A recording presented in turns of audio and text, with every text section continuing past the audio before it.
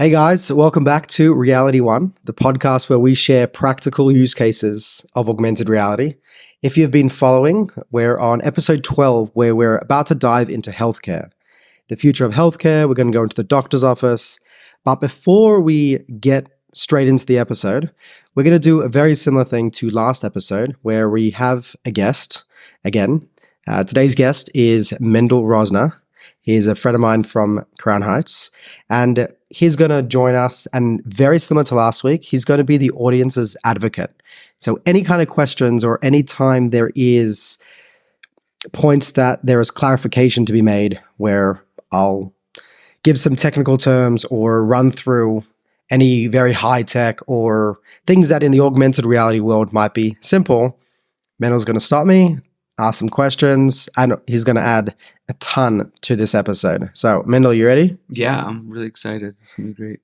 Awesome. Okay, let's get started. Last episode, we came out of the gym. So we've been following the full morning. And right now, we've got a doctor's appointment that we need to get into. And just before we're going to get in, we're going to quickly rush back home, put away all the groceries that we picked up, and take care of ourselves quickly in the bathroom. So we're going to hit on 3 things with health in this episode. The first kind of section or the first area is going to be talking about your health. So our personal health, taking care of it, and how AR and AI is going to change that day to day. The second one will be someone else helping you.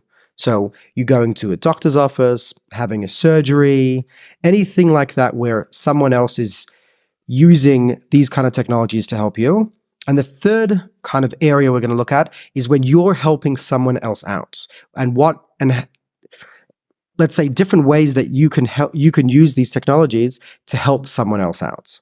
So when we're going to dash home, right? So we picked everything up. Again, guys, close your eyes and visualize this with us, right? We've just picked everything up. Everything's in the car. We drive home, pull up into the house. We put all the groceries away, and we're going to just jump quickly into the bathroom and maybe going to brush our teeth, do a quick morning prep before we go for this appointment. Now, the very first thing that we can do over here, and the very first thing that's going to be happening in the bathroom, is we're going to be able to take a lot more measurements or a lot more biometrics of us during the day. So today, I don't know about you, Mendel, but for me, I maybe go to the doctor's maybe once a year. And do you have any? Yeah, well, like once a year, and then that turned into 3 years, and then Baruch Hashem, we're not getting hurt, so I'm not going to the doctor. Yeah, so it doesn't happen quite as often. And that's because we kind of live in a world where everything is very reactive, right? We wait until something happens to us, until we notice something, or an emergency happens where we have to go to the doctor or the hospital. And only at that point do we actually start looking at things. So actually don't have the exact statistics on me right now, but a majority of times where like cancer is found, it's not because you've gone in to actually look for cancer. It's because you've maybe gone to the doctor because you sprained your ankle or had a little boo-boo. And during some blood work or during some routine test that they'll take, something will be discovered, and then they'll be like, okay, we've got to take a couple more tests. And I don't know about you guys, but that is quite scary, where we live in a world where we just wait until something bad's about to happen before we take care of it. We should be moving to a world which is more proactive rather than reactive. Yeah, exactly. 100% for sure. People know that they're just putting on Band-Aid, they're covering something up, or they're getting it at the last minute. Yeah, so right now, we are, again, like we said, we're taking this reactive way. What's going to be happening in the future more and more is we're going to be starting to take more scans, more tests, and they're going to move from things that are very intrusive. So nowadays, think of like getting blood work done. Very intrusive. You've got to go to a specialist. You've got to get a needle in your arm. You've got to wait 2 weeks until the blood test happens. And only then they'll get some markers out and they'll be like, okay, this is the problem. This is what's happening.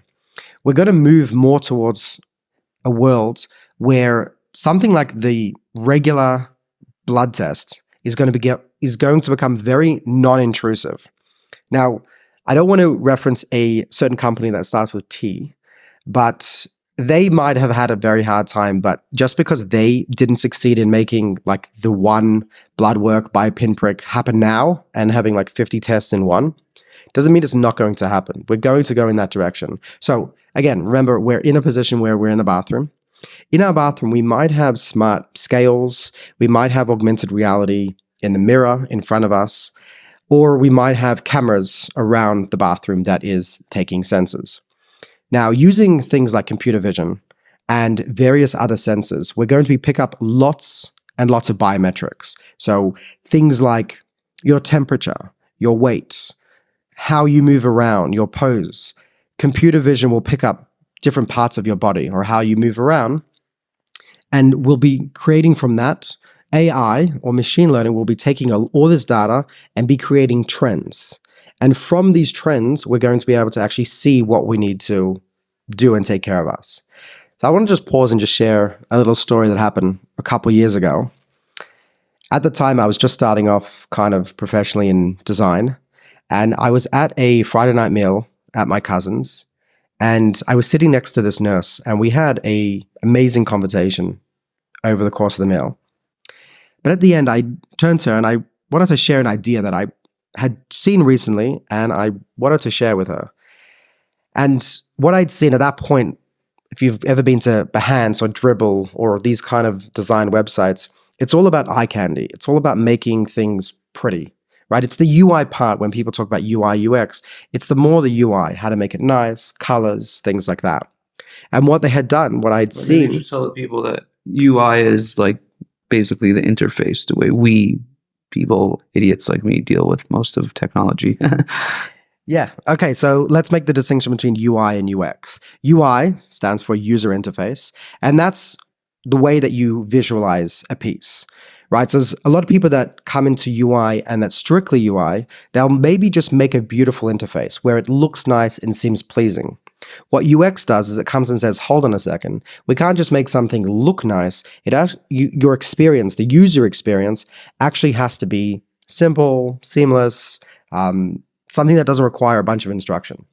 So a UI will do sometimes eye candy, and a UX will come and say, okay, let's see the process of how it goes through. So these kind of websites are a hotbed for this kind of candy. And so I'd seen on one side, they said, okay, in this post, they've gone, all right, here's a doctor's note. Here's a current doctor's report that you come out after a surgery. And it was like 10, 15 pages of long texts in a font that you don't really want to see, like the old computer fonts. Nothing stood out. And it was just like a bunch of jargon and like heaps and heaps of these 10, 20 letter scary sounding words. And so what this person on the post did is he said, okay, this was before and now I'm going to beautify it. And he turned it into a beautiful 2 or 3 page infographic where it was beautifully colored and he had charts and he had, the words were explained. They weren't really explained. They were like shown in various nice ways. And so I turned to her and I shared this idea with her and I said, why don't you allow designers to come in and just make it really nice? And she turned to me and she gave me a great point that I've stopped and thought about before I go and make designs now. And she said, have you ever thought that maybe we do it on purpose? And I'm like, what does that mean? Why would you make it on purpose something that is not pleasant, that looks scary, that's something that I have to sit and labor through 10, 15 pages if I want to know what's going on? Why don't you just make it simple and easy for us to understand, right? That makes sense. Makes total sense. Yeah, 100%. So she actually said to me, well, see those 10, 15 word scary sounds, scary words that, colonoscopy. Yeah. And crazier words than that. I'm not even going to attempt to try come up with some of these words. But she said, those words, through all our training, we know what they are. So some of these words are very scary, and some of them are not scary at all. They're totally fine. Or this is what's supposed to happen after the procedure you just got or the surgery you just got. That's supposed to happen for the next 2-3 days. But we know that because we've got the information. But if we give you a report that's beautiful, but has all these different things and like this bunch of information we throw at you, however pretty, it's probably going to freak you out and you're going to be like, oh my God, there's so many bad things happening. I've got to start keeping track of this and this and this. And it's probably going to end up making the patient a lot more stressed. Oh, wow. That's very interesting psychology over there. Yeah, it's a crazy thing that you don't normally think about when you look at these things. And from there, I realized that we're moving into a world where data is huge, right? We're picking up a crap load of data. Like if any of you have heard about AI, and I'm sure you guys have, especially generative AI and large language models, LLMs, what they are is a huge amount of data that's gone through, and a large language model, as you can understand, is large, right? It's billions and trillions of data points, and it's kind of making sense of them. Now, an AI can do that, but for a human, you're not going to throw all this information at them. Just like this instance of this healthcare report, the way to do it is you show trends or you show how to action upon something. So this, to solve healthcare or to make it simpler is not just to collect a lot of it's not just to collect a lot of data. It's about what you do with that data.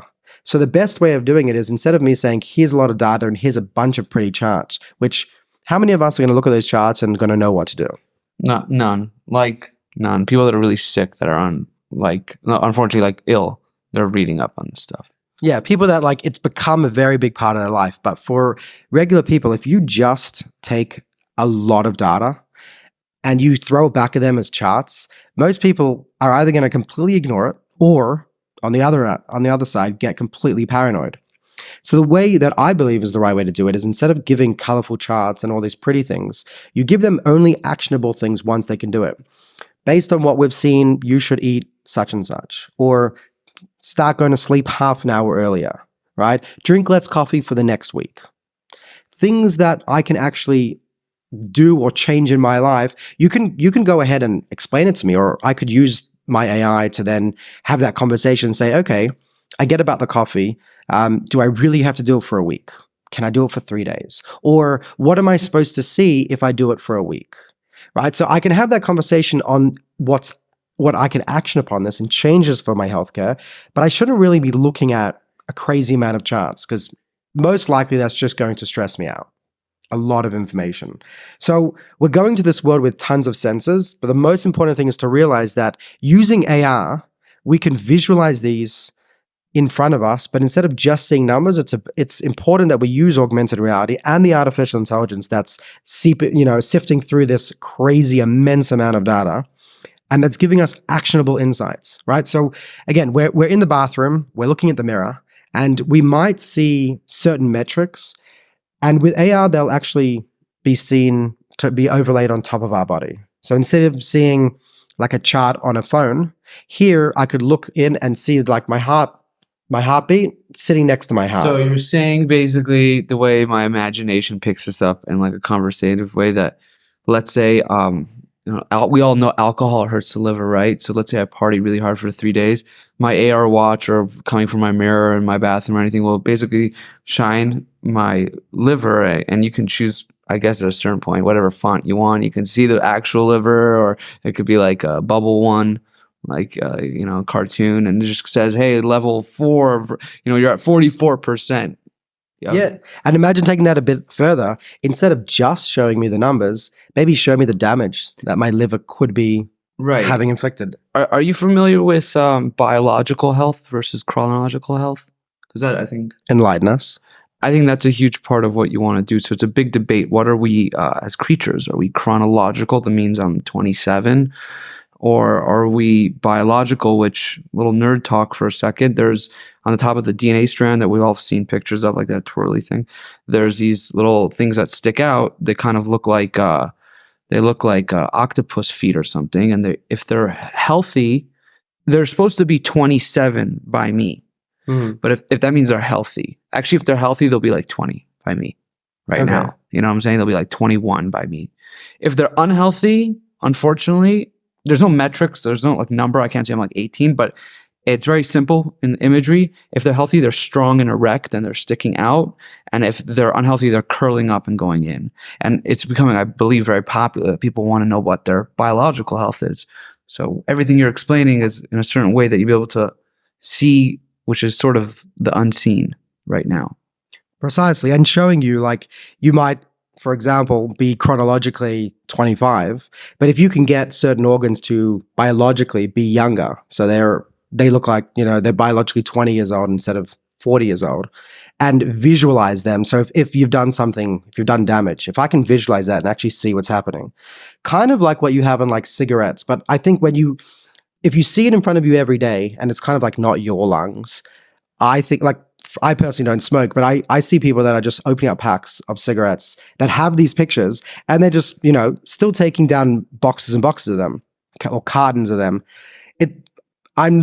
To go on a limb, I wouldn't say that it's because it's not theirs is why it's not working. I think after a point of time, it just, you don't really notice it.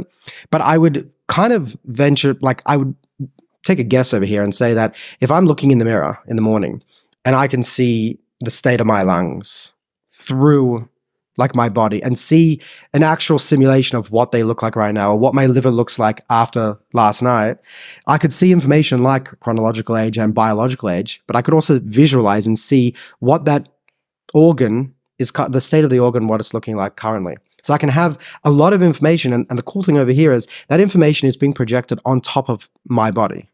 So it's personal. So I'm seeing not just numbers that you could get on a chart, or not just, right, whether that's biological age, chronological age, or whether it's different temperatures or things like that. But if I can see the outcome of what's actually happening on my body and realize this is actually what's happening to me right now, I think we would make quite a few different choices. I mean, I think I would. So that's one way of doing things, right? Be able to see not just having all these biometrics being scanned in the morning and at night, right? So you might have that twice a day in the beginning, and that will just get more frequent as you go on. And the more data, the better it is. And obviously, again, like we said, actioning on that. But you have other devices that actually already exist nowadays that help you out. So let's look at, we're going to jump into the doctor's office soon, right? And we're going to jump into hospitals and surgeries in section 2. But if we look over there, whenever you have a problem, you have devices that are in hospitals that a doctor's office is not going to get. And you have devices in a doctor's office that you don't have at home. What's going to happen with technology, and not just augmented reality, but these sensors are basically, as technology gets better and we miniaturize them and we get smarter and devices get more advanced, we're going to start having a trickling down of these crazy expensive devices getting smaller and smaller and being able to be used by non-experts. So instead of having to make an appointment at a hospital, and this device might be in only one hospital, in a couple of years, that'll be trickling down to all hospitals, and then it'll be trickling down to doctor's office, and then they'll be trickling down to the home. So we soon will have devices that will be able to do these scans or these tests right in our home. So I think a lot of checkups is not going to, you're not going to have to resort to going to the doctor or go to the hospital. You'll be able to do these things right at home. And where I would like to get to is where it's even unconscious, where it's not like, okay, go take this test now. It's rather that you happen to be wearing, maybe in the beginning it's an accessory like a ring or a bracelet or a watch. It might then turn into jewelry that you're wearing day in, day out because it makes you look more pretty. And then it will move towards clothing. So it might be your shirts, your pants, underwear. So there was a smart bra. Again, I'm going to link this bra in the show notes, but this was specifically, it had the sensors that were looking out for certain breast cancer inside the bra. And it's something that you don't have to go to an appointment. You could buy this on Amazon, maybe wear it once a week, or if something happened and you were told to wear it, or you could wear it daily and it could pick up, again, a trend over a week or so. It's going to pick up this data as you walk down the street, while you're in the office, when you go to an appointment, right? You don't have to specifically be in a place to get a checkup. These kind of tests will be happening daily, right? And soon they'll be happening. Preventative. Exactly. This is all part of this preventative where these sensors come together. They become more available and cheap enough to be able to use. And we have the AI to pass through this data, right? So that's just sensors, right? We also have things like computer vision. So we touched upon this before, but computer vision, right? And I will explain this because this is something that we talk about every single episode, is very simply the idea of training a computer to be able to understand what it's seeing. So if you take a picture of something 2 years ago, you're just taking a picture of something.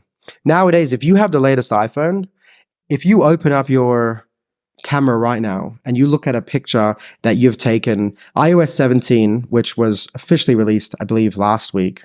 I've been running the beta for a couple months.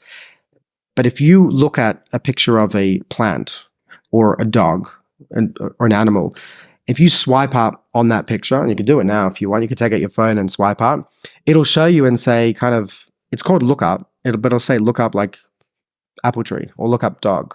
And it will even tell you the breed of the dog. So this computer vision is already happening on our phone. It's scanning through our devices. I think, is that my phone over there? That's mine. So we can, it's very interesting what it's doing, but very simply, computer vision has the advantage, and the point of it is to be able to recognize what's going on in a picture. I'm not going to spend too much time, but right over here, you see over here is look up landmark, right? We're looking at a picture of a beach. So it's recognized not just by the GPS, but it can see the buildings around us. So if I click on the landmark, it'll probably tell me what landmark it's seeing. But a lot of pictures you can swipe up and it's going to have this lookup area. I'm seeing if we can find something about like an animal or a plant, because I know these are specifically things that it can do well. So here you have a bush and it says look up plant. And you can actually look into the results and it'll tell you, oh, this is actually a holly. The genus of this plant is a holly, and it's actually, the species of the plant is a Japanese holly. And it'll then show you pictures of, right, on the web of what a holly looks like. And you can look at it and go, oh, you know what? That's actually what it's picked up. It's picked up these flowers over here, and it's recognizing that. And that is using computer vision, right? Computer vision, it's pretty powerful. It's using a lot of machine learning, but a lot of augmented reality is using this, right? Computer vision is what sets apart heads-up display and augmented reality. A lot of people ask me, like, why wasn't Google Glass augmented reality? Like, and how would you define the difference between these kind of, like, also when I talk about the car, and we spoke about, I think in episode 7 or 8, we were going through like navigation or having augmented reality in a Tesla. And sometimes people will shoot back and say, hey, I've already seen that in a car like 10 years ago. But what you've seen in a car is heads-up display. It'll show you like a floating screen of maybe the speedometer, maybe some information about, you know, your blinkers or something. But the big difference between a heads-up display and augmented reality is a heads-up display cares nothing about what's happening in the world behind it, right? It will shine that display and as if it's just floating in the air. Augmented reality, on the other hand, understands what's happening behind it. It recognizes the world. It understands the world. So if I want to put a piece of information on a table, augmented reality, I could do that with it, because the augmented reality will understand that this is a table. Whether it's using computer vision to understand the type of table, or it's using sensors to realize this is a surface and I can place things on it, it's a bunch of different places coming together, but it will respect the world and understand the world behind it. And it's not just putting items just in front of me like floating holograms, right? It understands the world. So, Mike, could we take that back to like being in the windshield of a Tesla? Right now, you're saying that this is what I understand. Tell me where I'm getting it wrong as the common idiot with AR. But so you're saying it's not, it's just going to put that speed in front of my face.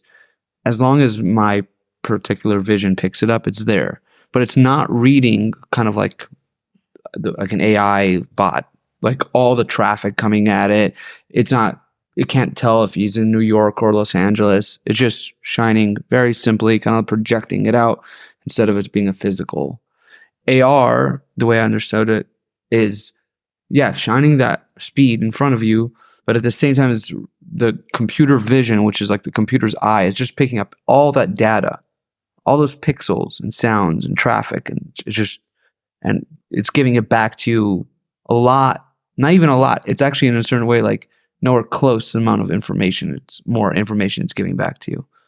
Precisely, yeah. So with a heads-up display, all it cares about is shining that in such a way where it looks like it's floating in front of you. It will use various prisms, things like that, but it cares nothing about what's behind it.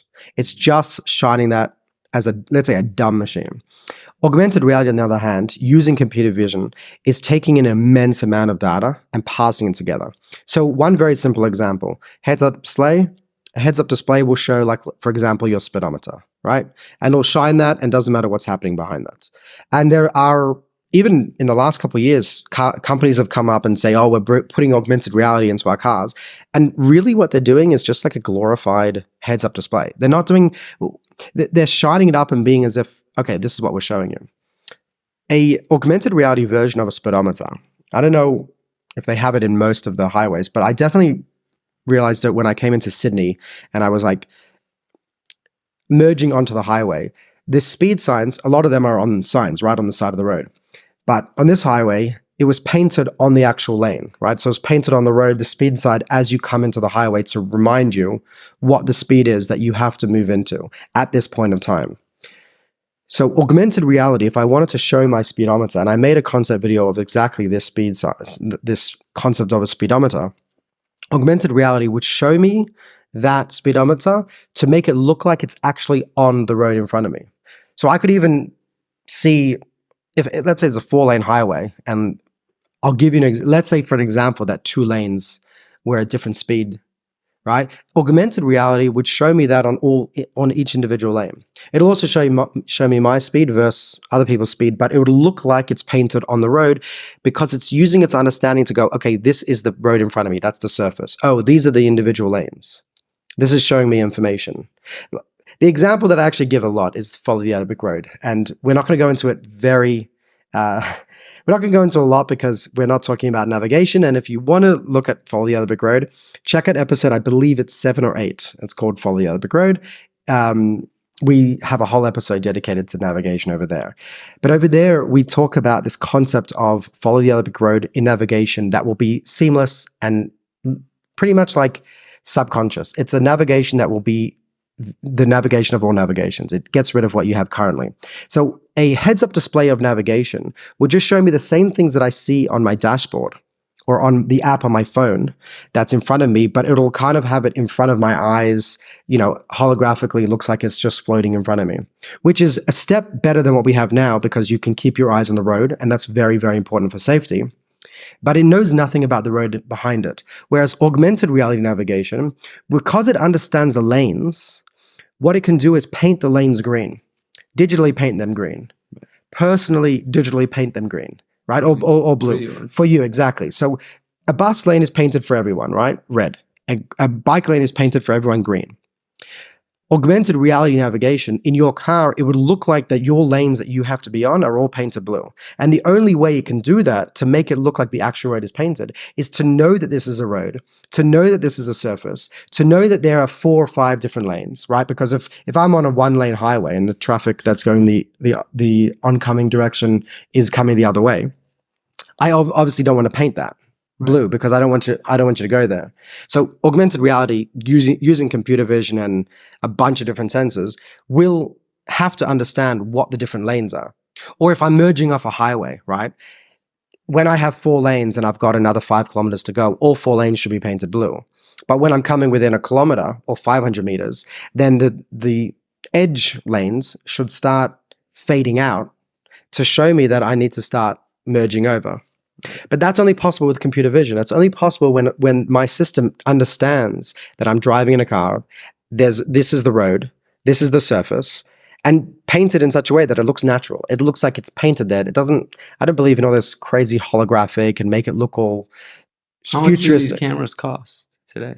So actually this is already built into a Tesla. Like the Tesla has the computer vision, the required understanding of a road and lanes, all in their full self-driving betas. All the cameras around a Tesla can have it. They've got the computational power already running to be able to run full self-driving and auto steer and even the lower versions. All they really need, and I talk about this in that episode, all they really need is the transparent screen. But let's come back into the healthcare because we can focus on this, and we can also look at what's the difference in heads-up display. And here's a good example of how heads-up display. Let me wait until the surgery because we're going to get into the doctor's office and I'm going to share the difference between heads-up display, which we can use now, and augmented reality. So just very quickly, let me share, there is one item, there's one so no, again, that's with doctors. Augmented reality computer vision could allow me to also see my pulse. So actually quite a few years ago, MIT did some research over here and showed how kind of using computer vision, we can take the pixels and using a basic webcam, you don't have to have something crazy.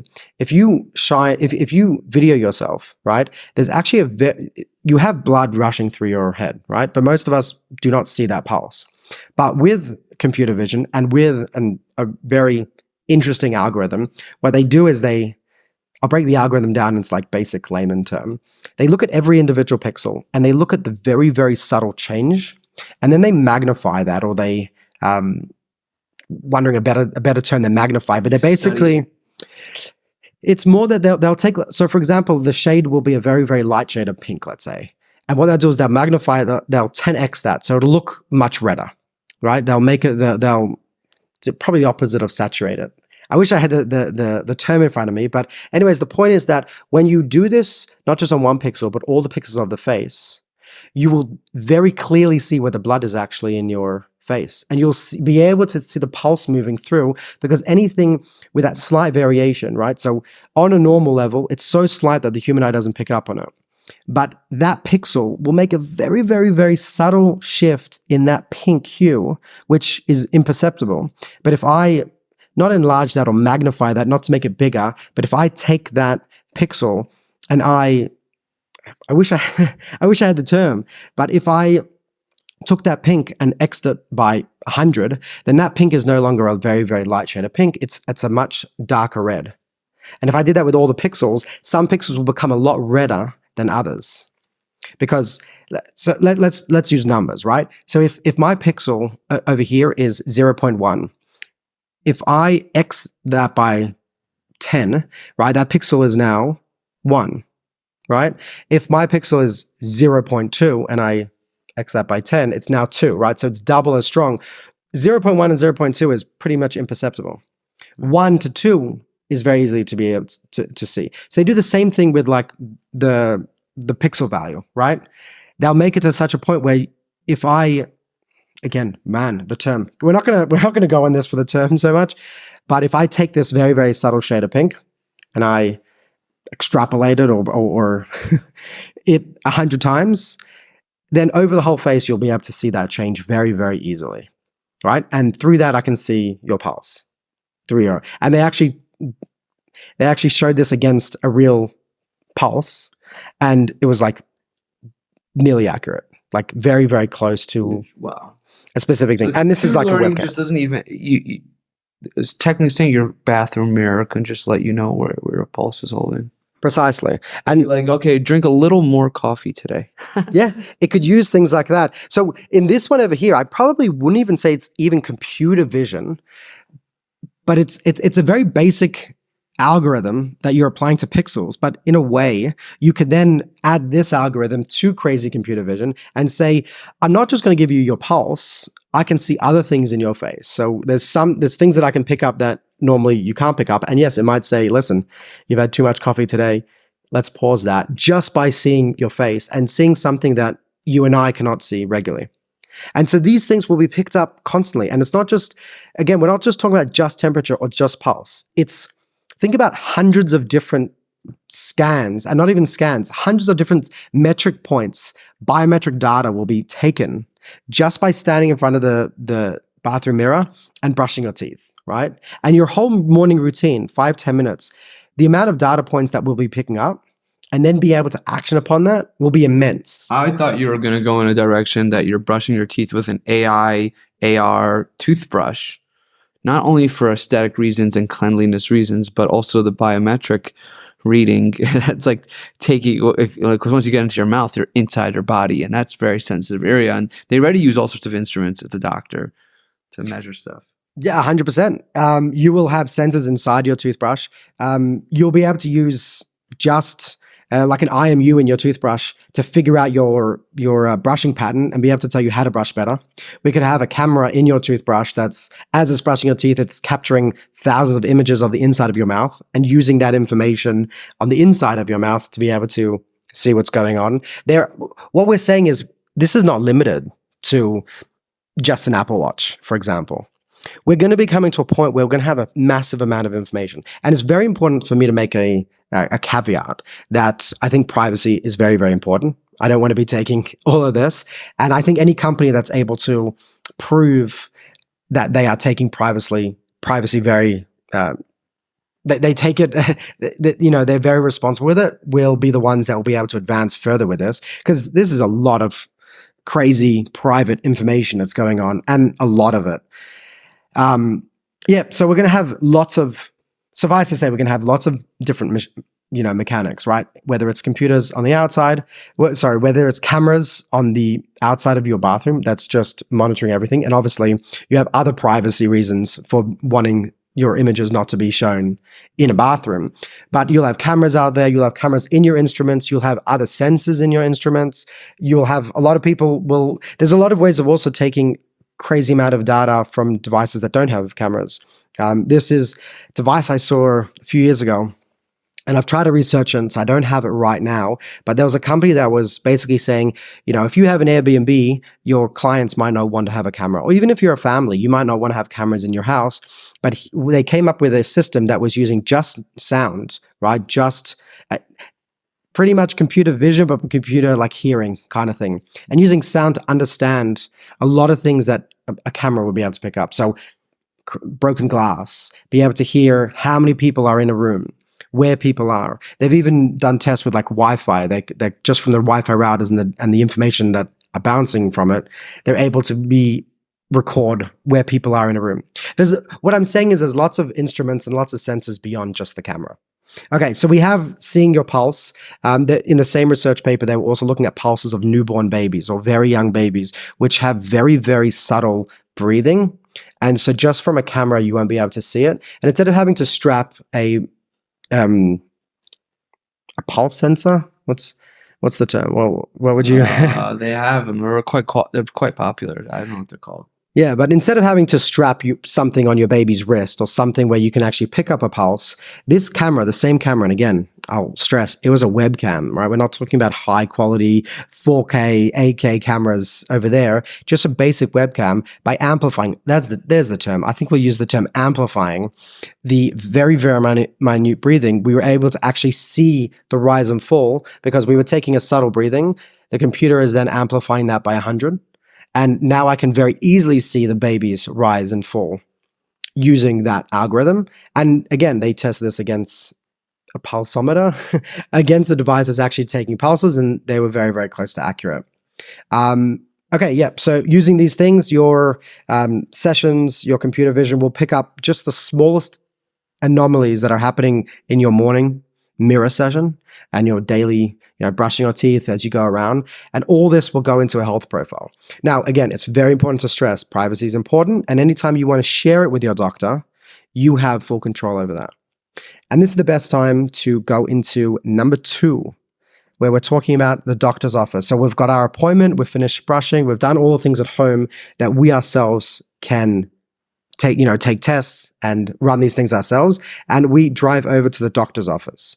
So doctor has a bit more instrumentation than us. So there are devices called AccuVein and HaloVein, where they can actually pick up the veins using infrared, and they're basically shining this little device, and using a projector, they can shine it on your arm and be able to pick up the veins to more easily find what's a good vein and where I can take blood tests, things like that. Again, we're going to hopefully come to a point where we're not going to need such invasive things, but that's using infrared. But with augmented reality, imagine if you had this built in to your pair of glasses that you can see information about your veins, things like that.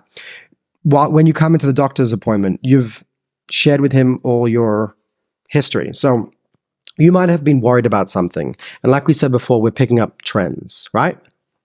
And so now the AI has decided, your doctor AI has decided and said, listen, we're going to book you in for a doctor's appointment because I've seen something and I just want to get a second test. I want you to be seen by a doctor because I've picked something up over the past 2 weeks. Maybe there's something you can action on it. Maybe there's not. But at this point, let's go to the doctor. At this point, you've got a crazy amount of data that's already built up in your personal health profile. So when you go, before you even make the appointment, or while the AI is making the appointment, it says, do you want to share the last 2 weeks of history with a doctor? And it's up to you to say yes. And again, it's important to say that he's not going to be giving every single piece of data. he can present the doctor with, well, these are the trends that I'm noticing, and these are the couple images that I'm worried about. And he can actually submit a report and say, this is what I'm worried about. I'm making an appointment for my master, or whatever an AI will call his human. I'm making an appointment for them. These are the things that I want you to look at. And when you come into the doctor's office today, the amount of history they have is maybe the last time you made an appointment. And so they're like, okay, well, let's quickly do a quick checkup to double check, let me get your temperature, let me get your weight, let me get all these different things. Over here, we don't need that, because I can just press a little button and share all that data and say, well, here's the last 2 weeks, and here's all my data, here's all my trends, here's all the pictures that we're worried about, and feed it straight into the system. And the doctor has all the history that I've allowed to come from my system. And now the doctor is able to be really supported by a crap load of information, right? Of all your metrics. So when you sit down, you could see that metrics displayed on your body. So wherever it is, again, if it's heart rate, I can show it on the heart. If I'm sitting down, all that information, I can see what the doctor's seeing on my body, right? It doesn't have to go to a computer screen that has a bunch of charts and colors. It's on my body as I'm walking around, and we can discuss what's happening as the doctor comes to me and maybe he's looking at an organ. That organ, again, doesn't have to be just a 2D image that today is on a computer screen. That organ could be where the organ actually is, and the doctor could maybe do like a pull-out option and then handle the organ in his hands. And that organ's being constructed from all the images or things that we've taken or any metrics that's gone in that pulls out a 3D item, and the doctor can manipulate that in 3D with his hands and look around it and really understand what's going on. He's no longer operating on the 2D world that's just on his screen. He's operating with you as a patient, and he's looking at you and dealing with your organs and your numbers that's displaying on your body. And it's opening, what augmented reality is opening up everything that's hidden inside of you, and kind of like the doctor's able to get access to that, but you're in that human relationship with that doctor as he's doing this. So in like the medical world language, you would say this is inpatient and outpatient. And it's also home care and self-care and I don't know, all the other bells and whistles, words. Yeah, and it's bringing all of this away from this, small little computer screen that we kind of interact with the doctor. And it's also making this more visceral to us, and we understand it because we see what's going on right between us and the doctor, and we see what he's manipulating.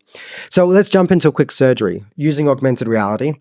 Like we just said, that we can see the organs on top of you. Imagine that you're doing a brain surgery. Instead of the doctor looking away on a computer screen, you can see that brain scan, that 3D brain scan on top of your actual head. So as the patient's down, when I look at the body or look at the person, when I'm looking at their brain, I can actually see the scan of the brain, the 3D scan, where his actual brain is, right? I'm not looking at a 2D image on a screen somewhere away.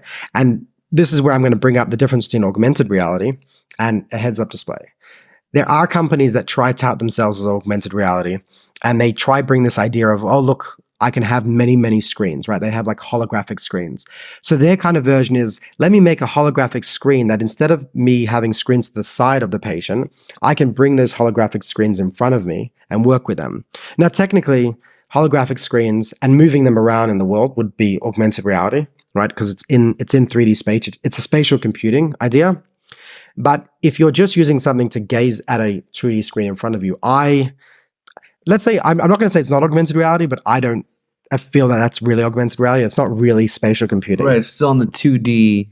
You're still dealing with a screen, just an invisible screen in front of you. It's not 3D. You can't hold the apple. And I was going to say in like simple terms, like you can, so the classic scene of a person having their heart rate. So everyone's looking to the side, not at the patient, but at the the machine. Here, you're looking at this guy and you see him with his heart rate. Exactly. Facial expressions and everything like that. Exactly. You're dealing with the person themselves. So augmented reality would take those 2D images and allow me to actually manipulate them and work with them in the 3D world. I'm working with the person. I'm not looking to flat screens, to the side of me. I can slice that up into the 2D images, but as my hand or as my scalpel is hovering next to their head, I can like select a slice and bring it up and kind of check that slice out, put it back, but I'm dealing with it. I can see all the veins, all the bodies, all the bones, any muscle. I can see exactly where I need to cut. Now, a lot of times before a surgery, they'll mark up on the body with like a Sharpie or something of where to cut. Here, with augmented reality, I can show you exactly where to cut with millimeter accuracy. But also, this is the difference between, for example, printing out a MapQuest before a drive and actually having turn-by-turn navigation. Whereas when I mark up the body, that's kind of printing it out beforehand. But augmented reality is once I've made that cut, that kind of information of where I need to cut goes away. I can show you where the next cut is by changing colors. I can show you how to do certain cuts based on the thickness of the lines or where they move. All these things are happening in real time on the body where it needs to go. Because I'm using augmented reality, these are no longer images that I'm seeing somewhere else or something that I've had to mark up one time before. This is happening through the procedure, through what's going on. And like you said, all the vitals are on top of the body rather than impersonal screens to the side. They're all contextual to the body of what's going on as that process goes. One last thing I'll say about helping someone else. Well, okay, no, this is actually section number 3. Helping someone else. So there's the idea of like mitigating stress with AR. We're not going to go too much into this, but therapy. VR is going to be massive for therapy, but AR also. There's a company called Jarvis, capital A and R. It's a play on obviously Jarvis from Iron Man, but using augmented reality that helps patients work through stress and helping them calm down and breathe, and using augmented reality and visuals on top of them to kind of work through them.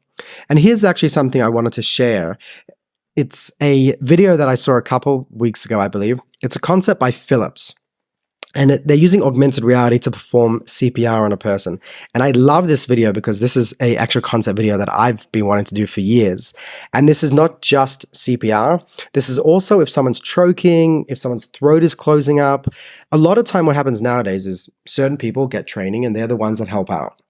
But there are a lot of scenarios where you don't have a doctor or you don't have a nurse, you don't have someone that's trained over here of what to do.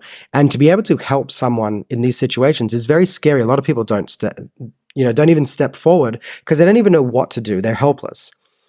The instructions of how to do CPR is something that you kind of need to be trained in. And also every other year they kind of change the initials and they change exactly how to do it. But the process of how to go through it is something that you have to be trained through. With augmented reality, we can use the visuals to show you the steps of what needs to be done as you're doing it, as the process is being done. And using computer vision, we're not just telling you or showing you on the body, right, contextually right now what to do. We actually also we're able to use computer vision to assess what's going on. So my computer vision, it's not just, we're going to use augmented reality to show you a 3D model of the body and where to put my hands, although that's massive, right? Even to where to place your hands or how to stack your hand on top of each other and make sure you're actually in the right spot. That's massive. Not everyone gets that right. But if you have like a hologram, a 3D kind of hologram of exactly where your hands need to go, and you just need to fit your hands inside of those augmented reality holographic hands, you're positioned exactly perfect. Even if it's just a circle, right? That's like, place your hand here. That is massive for a lot of people of knowing exactly. And for example, like a baby, to know exactly 2 fingers instead of a hand. If I see holographic 2 fingers that are pressing where I need to be pressing on top of the baby, that takes a lot of the guesswork out and a lot of the uncertainty out, where you can be trained in that, but like in the moment to kind of remember what to do is very hard. Having that instructions in front of me with augmented reality is massive. But using computer vision, a step beyond that, to be able to identify the situation as it's going on and realize the age, the sex, what's happening with their eyes, what's happening with their face, is their blood flow, are they breathing? All this information, computer vision can pick up and then change its instructions of how I'm supposed to do something. Like, this actually doesn't look like we should start doing CPR. We should actually just be putting him on his side. And the instructions will be place the person on their side rather than starting to do this sort of procedure.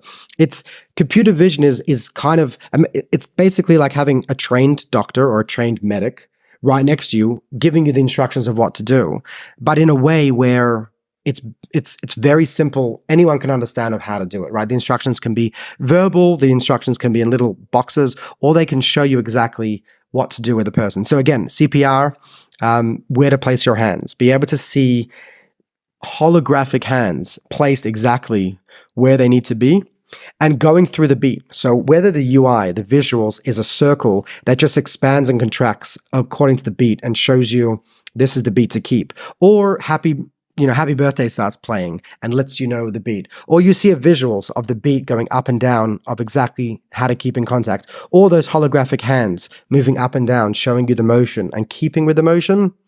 Those instructions are invaluable, right? You can train from today till tomorrow, but in this scenario, if you've got that working with you, in real time as the situation's unfolding, that's game changing. Or if you need to go and pull out, a pad and know where to place the electrodes on the body, or how to open up the pad, or which button to press.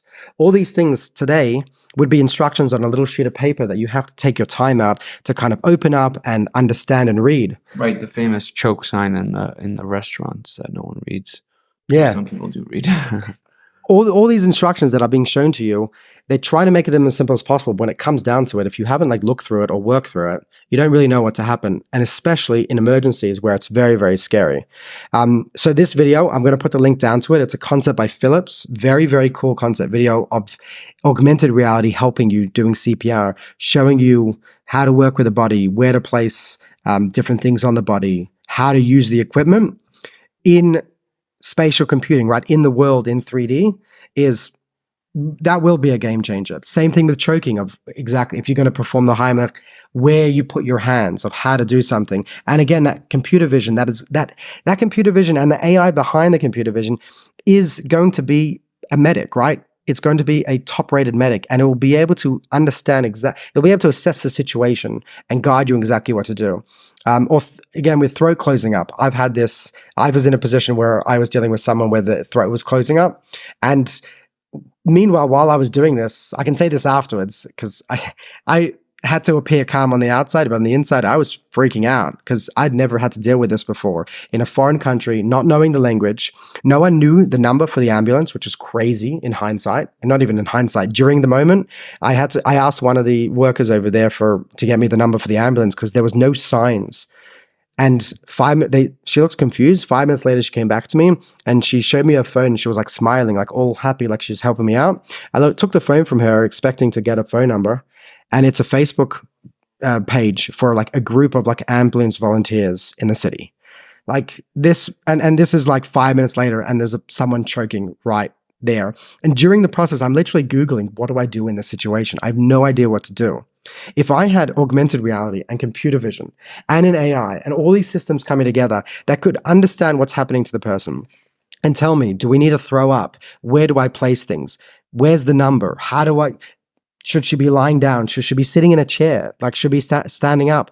Do the hands go in the air? Obviously, hands don't go in the air, but just the idea of how do I position someone while they're choking up? So a system like that's going on as this is happening is a game changer. Thankfully, that story ended off well, and the person is fine and well today. But it's incredibly scary when no one knows the training of how to deal with it. And there's many emergencies that can happen at any moment. And just thinking of what that situation would have been like with AR and an AI assistant working through it, and not just in my ear, but visually showing me how to work with something, visually assessing what's going on with the person, seeing the color of their face going up, or seeing how they're choking. Maybe they're not having the thing that I think they're having, or what the person thinks they're having. A computer vision with the AI knowledge of a veteran doctor of 20 years from Stanford that's in my ear guiding me through it. And an AI, right? We're not waking up a doctor necessarily, but someone who's able to assess, right? Again, I don't need to open up a Zoom call and show someone what's happening, but the computer vision is assessing what's happening on the body. What is the face looking like? Are there colors happening? What's the pace of breathing? How shallow? How deep? What does it sound like? Is there wheezing? All these things can be picked up with different senses, right? Computer vision, computer hearing, all these things. And that assessment is then guiding me of how to solve this and how to train. The last thing is, that I'll share, but we're wrapping this up right now, is healthcare training. I'm not going to go too much onto this, but the idea that nowadays when we're training, when a medic or anyone's training for this, again in CPR or anything, we're using plastic dolls.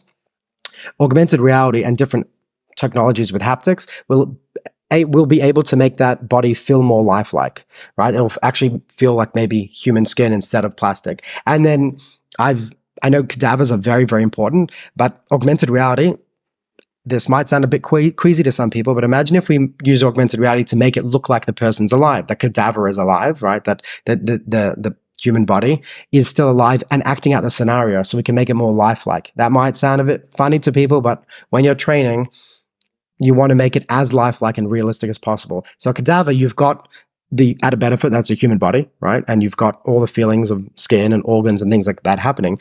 But with augmented reality, kind of superimposed onto that, I can make it look like the person's breathing and going through that situation or that scenario that I'm training for. Like the eyes could be open and it really feel like it's lifelike. I'm not going to spend too much time, but training and cadavers and augmented reality is a thing that we can talk about for a while.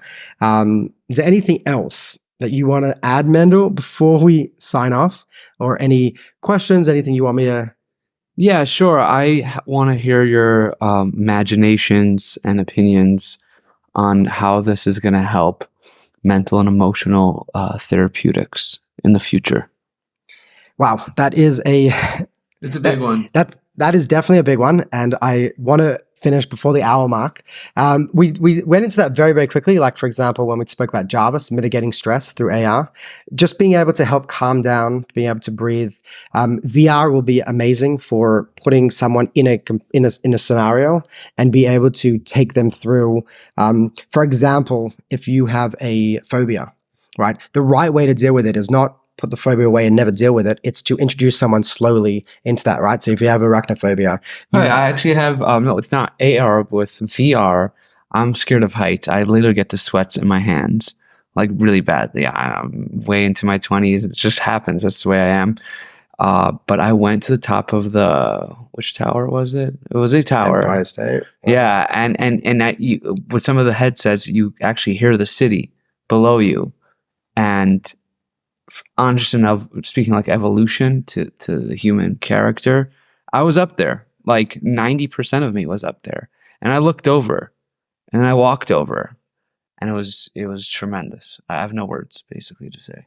Yeah, these scenarios will be amazing for bringing fear without actually dealing with it. Like you said, being able to literally feel like VR is completely immersive. And as it gets better and the quality gets better, that idea that we can help you with fear, where instead of, let's say, just chucking you from the top of the Empire State Building, if we can, have you feel like you're a meter away and then move to 5 meters and 10 meters, and kind of like as you get you're getting the sweats, even though we're not even in VR. But these will be able to make these scenarios feel very lifelike.